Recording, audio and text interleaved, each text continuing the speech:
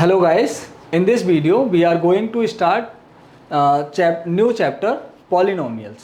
ठीक है, तो इस चैप्टर के अंदर हम इस वीडियो में सारे ही इंट्रोडक्शन कवर करेंगे। मतलब चैप्टर में क्या क्या दे रखा है, कौन कौन सी थ्योरम्स हैं, क्या क्या यूज़ होगा, किन किन चीज़ों का यूज़ होगा, कौन कौन सी टर्म्स इस चैप्टर में आएंगी, तो वो सब जानेंगे। पूरा इंट्रोडक्शन इसमें कवर करने वाले हैं। ठीक है, तो चलते हैं, स्टार्ट करते हैं फटाफट से। सबसे पहले इस चैप्टर में हमें सबसे पहले क्या यूज करना पड़ेगा, हमें पता करना है डिग्री ऑफ द पॉलिनोमियल। मतलब पॉलिनोमियल की डिग्री क्या होती है। सबसे पहले तो पॉलिनोमियल क्या होती है ये पता होना चाहिए। ठीक है, तो पॉलिनोमियल मीन्स क्या होता है, पॉली मीन्स होता है मैनी, पॉली मीन्स क्या होता है मैनी। ठीक है, समझ में आया। और नोमियल मीन्स होता है टर्म्स, एक ऐसा एक्सप्रेशन जिसके अंदर एक से ज़्यादा टर्म हो या फिर एक टर्म हो, उसको हम क्या कहेंगे, पॉलिनोमियल कहेंगे। ठीक है, तो टर्म क्या होती है, टर्म कोई भी एक्सप्रेशन हो सकता है जो कि हम उसमें अलजेब्रा में यूज करते हैं। जैसे कि मान लो ये है 2x है, ठीक है, तो ये भी हमारा एक क्या हो गया, पॉलिनोमियल हो गया। समझ में आया। दूसरा, अगर मान लो 2x² प्लस 5y है ना, ये भी हमारा एक पॉलिनोमियल हो गया। ओके, या फिर 2x या फिर कोई भी और नंबर हो सकता है, मान लो कि 3y² प्लस 3y है ना, माइनस c करके कोई एक्सप्रेशन दे रखा है। तो कोई भी एक्सप्रेशन हो सकता है जिसमें बहुत सारी टर्म हो। और टर्म कब अलग होती है, जब आपके प्लस या माइनस आते हैं। जब मल्टीप्लाई या जब ये मल्टीप्लिकेशन होता है, यानी कि 3y² है, तो ये पूरा एक टर्म है। ठीक है, टर्म यहाँ पर जाके अलग हुई है, ये आपको ध्यान रखना है। ठीक है, तो सबसे पहले हमने पॉलिनोमियल जान लिया कि पॉलिनोमियल किस टाइप का होता है। ठीक है, अब उसकी डिग्री क्या होती है, degree of the polynomial. Degree कैसे डिसाइड करते हैं, ठीक है, तो डिग्री कैसे डिसाइड करेंगे। मान लो मैंने यहाँ पे लिखा 3x²। ओके, तो ये यहाँ पर इसकी जो x के एक्सपोनेंट क्या है, x का जो एक्सपोनेंट है, इसकी जो पावर है वो क्या है, 2 है। ठीक है, तो इसकी जो डिग्री है वो 2 हो जाएगी। ठीक है, अगर मान लो मैंने 3x² लिखा, ठीक है, तो इसमें x की पावर क्या है, 2 है, y की पावर क्या है, 1 है। मतलब 1 को हम कभी लिखते नहीं है, अगर ओनली y लिखा हुआ है तो उसको मानेंगे y की पावर 1। ठीक है, तो यहाँ पर 1 है और यहाँ पर 2 है, तो इन दोनों को ऐड कर लेंगे, 1 और 2 कितना हो जाएगा, 3। तो इसकी डिग्री कितनी हो गई, 3। इसी तरीके से और एग्जाम्पल आ सकता है 3x² है ना, बाई मान लो स्क्वायर लगा हुआ है इस पर भी और z लिखा हुआ है, 3x² z लिखा हुआ है। तो यहाँ पर भी इसकी पावर 2 है, इसकी पावर 2 है और इसकी पावर कितनी है, 1 है। तो 2 और 2 4 और 1 5, इसकी डिग्री कितनी हो जाएगी, 5 हो जाएगी। ठीक है, तो ये तो मैंने बता दिया एक टर्म वाली पॉलिनोमियल्स के डिग्री। अगर सपोज करो कि ये सारी ऐड हो रही हों या फिर अलग अलग से आ रहा है, मान लो 3x³ plus 3y³ plus 5z की पावर 5। ठीक है, इस तरीके से लिखा हुआ है। ठीक है, ये एक टर्म अलग है, ये एक टर्म अलग है और ये एक टर्म अलग है, अलग अलग टर्म्स दे रखी हैं और सबकी डिग्री देखेंगे। तो इसकी यहाँ पर इसकी पावर कितनी हो रही है, 3 और 2 5, इसकी पावर कितनी हो रही है, 3, और इसकी पावर कितनी हो रही है, 5। तो इसमें हाईएस्ट पावर देखेंगे, क्या देखेंगे, हाईएस्ट पावर देखेंगे कि हाईएस्ट पावर क्या है। ठीक है, जो हाईएस्ट पावर होगी वही इसकी डिग्री हो जाएगी। तो हाईएस्ट से हाईएस्ट नंबर क्या है, 5 है यहाँ पर, तो इसकी डिग्री 5 हो जाएगी। ठीक है, तो इस तरीके से डिग्री को पहचानते हैं। तो आई होप समझ में आया होगा आपको।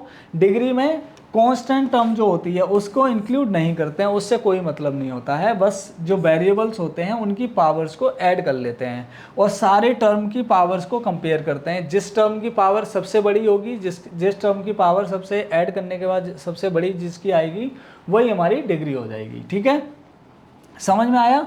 जैसे कि यहाँ पर 5 आया था, अगर मान लो कोई और इसमें कुछ और एक मैं टर्म ऐड कर दूँ, मान लो यहाँ पर लिख दूँ, z की पावर 7 लिख दूँ। कितना लिख दूँ, z की पावर 7।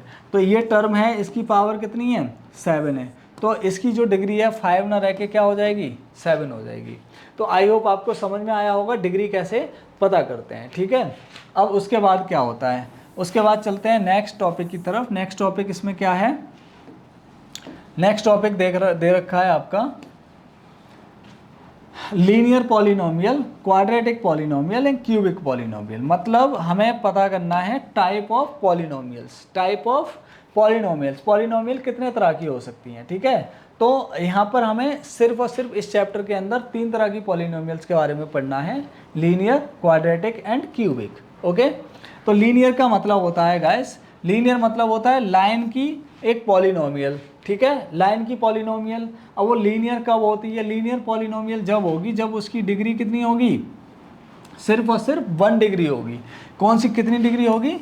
1 डिग्री वाली जो पॉलिनोमियल होगी उसको हम कहेंगे लीनियर पॉलिनोमियल। अगर डिग्री 2 है, डिग्री अगर उसकी 2 है, कितनी है? 2, तो वो हो जाएगी क्वाड्रेटिक पॉलिनोमियल। और अगर डिग्री कितनी है? 3, डिग्री कितनी है?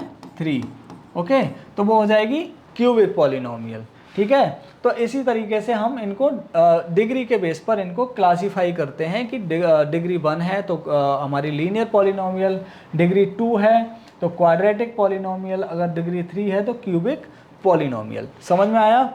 तो डिग्री से हमें पता चल जाता है कि कौन सी पॉलिनोमियल किस टाइप की है, ठीक है। अब इसके बाद में आता है जीरोज ऑफ द पॉलिनोमियल। तो जीरो ऑफ पॉलिनोमियल कैसे निकालते हैं? जीरो ऑफ पॉलिनोमियल का मतलब होता है, मान लो कोई एक्सप्रेशन है हमारा, ठीक है, क्या है? कोई एक्सप्रेशन है और उस एक्सप्रेशन में उस एक्सप्रेशन की जो वैल्यू है, ठीक है, मतलब उस वैल्यू को रखने पर जो जीरो होगा उस वैल्यू को रखने पर उस पॉलिनोमियल की वैल्यू क्या आ जाएगी? जीरो आ जाएगी। समझ में आया? मान लो मैंने लिखा x प्लस वाई, है ना, x प्लस वाई है, या फिर हम क्या लिखते हैं? x प्लस 2x प्लस 5 लिख दिया, ठीक है, 2x प्लस 5। अब इस 2x प्लस 5 का जीरो क्या होगा?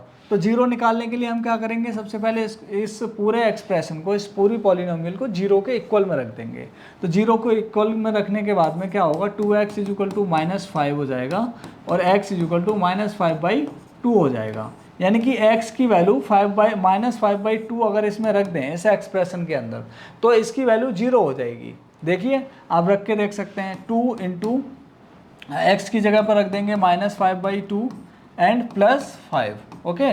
तो देखो यहाँ पे क्या हो जाएगा? 2 और इसे इस 2 से 2 कैंसिल हो जाएगा, -5 + 5, -5 और +5 मिलके क्या हो गए? जीरो हो गए। समझ में आया? तो इसको, इस वैल्यू को रखने पर इसकी वैल्यू क्या आ गई? जीरो आ गई। तो वही होता है zero of the polynomial. Zero of the polynomial का मतलब ही होता है कि उस नंबर को रखने पर, इस पॉलिनोमियल में उस नंबर को रखने पर कहाँ पर रखेंगे? वेरिएबल की जगह पर, ठीक है। किसकी जगह पर रखेंगे? वेरिएबल की जगह पर। तो वेरिएबल की जगह पर रखने पर उसकी वैल्यू क्या आ जाए? जीरो आ जाए, तो वही हमारा जीरो ऑफ द पॉलिनोमियल होता है, ठीक है। अभी आप सिर्फ इंट्रोडक्शन में समझ रहे हैं, ठीक है। जब आपको इसके क्वेश्चंस करवाऊंगा मैं, ठीक है, जब इसके हम क्वेश्चंस करेंगे तब आपको बिल्कुल क्लियर हो जाएगा, ठीक है। तो ज्योमेट्रिक में क्या है? Geometric meaning of the zeros of the polynomial. अब ये तो जीरोज ऑफ द पॉलिनोमियल आपने एक्सप्रेशन के अंदर देख लिया कि क्या मतलब होता है इसका, ठीक है। अब geometrical meaning of the zeros of a polynomial क्या होता है? ज्योमेट्रिकल मीनिंग क्या होता है? ज्योमेट्रिकल मीनिंग का मतलब होता है कि अगर, जैसे मान लो आपको ये पता है, ये हमारा होता है कार्टेशियन प्लेन, ठीक है। कार्टेशियन प्लेन में क्या होता है? ये एक्स डैश होता है, ये एक्स होता है, ये वाई होता है और ये वाई डैश होता है, ठीक है। यहाँ पर हमारा ओरिजिन होता है, ठीक है। तो हमें क्या देखना है? अगर हमारा कोई ग्राफ बना हुआ है या फिर कोई लाइन बनी हुई है, किसी भी तरह का कोई भी हमारा यहाँ पर ग्राफ दे रखा है, कुछ भी दे रखा है, इक्वेशन का हमें कोई भी लाइन दे रखी है, ठीक है। तो वो लाइन एक्स एक्सिस को सिर्फ और सिर्फ आपको देखना है एक्स एक्सिस। क्या देखना है? एक्स एक्सिस, चाहे वो एक्स डैश हो चाहे एक्स की तरफ हो, मतलब ये पूरा जो एक्स एक्सिस है ये देखना है।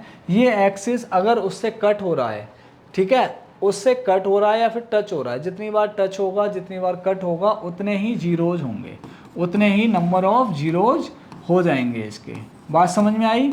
उतने ही नंबर ऑफ जीरोज आ जाएंगे, ठीक है। मान लो मैंने एक लाइन बनाई ऐसे लाइन खींची हुई है, ठीक है। तो यहाँ पर ये जो लाइन है किसी इक्वेशन की लाइन होगी, कोई पॉलिनोमियल की लाइन होगी। तो इसने एक्सिस को कितनी बार कट किया है? एक बार कट किया है ना। तो ये यहाँ पर क्या हो जाएगा? इसका जीरोज 1 हो जाएगा, ठीक है। अगर मान लो कोई ऐसा क्वेश्चन दे रखा है इस टाइप से, तो ये पहले यहाँ से यहाँ गया, फिर यहाँ पे आके भी कट कर दिया, तो इसने 2 बार कट कर दिया, ठीक है। समझ में आया? तो ये क्या हो जाएगा? हमारा 2 जीरोज हो जाएंगे। तो जितनी नंबर ऑफ टाइम्स ये एक्स एक्सिस को कट करेगा उतने ही नंबर ऑफ जीरोज इसके होंगे। समझ में आया? समझ में आई बात? ठीक है। तो इस तरीके से।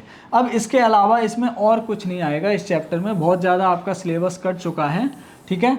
बस और बस पॉलिनोमियल्स के अंदर आपको इतना ही करने को आएगा, ठीक है।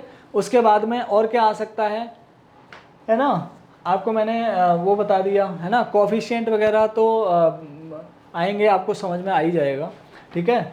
और क्या आ सकता है, और क्या आ सकता है, आपको क्वाड्रेटिक पॉलिनोमियल फाइंड आउट करने को आ सकती है, ठीक है। क्या आ सकता है, क्वाड्रेटिक पॉलिनोमियल फाइंड आउट करने को आ सकती है। आपको वो जीरोज दे रखे होंगे, जीरोज का प्रोडक्ट और जीरोज का सम दे रखा होगा, और उससे आपको क्वाड्रेटिक पॉलिनोमियल फाइंड आउट करने को आ सकती है। बस इतना आपके इस चैप्टर में आएगा, ठीक है। तो आई होप आपको समझ में आ चुका होगा कि इस चैप्टर में क्या क्या करना है, ठीक है। तो मिलते हैं इसके एक्सरसाइजेज के क्वेश्चंस में, एक्सरसाइज करेंगे इसकी, ओके। एक्सरसाइज के क्वेश्चंस में मिलते हैं, ठीक है। तब तक के लिए बाय बाय, टेक केयर।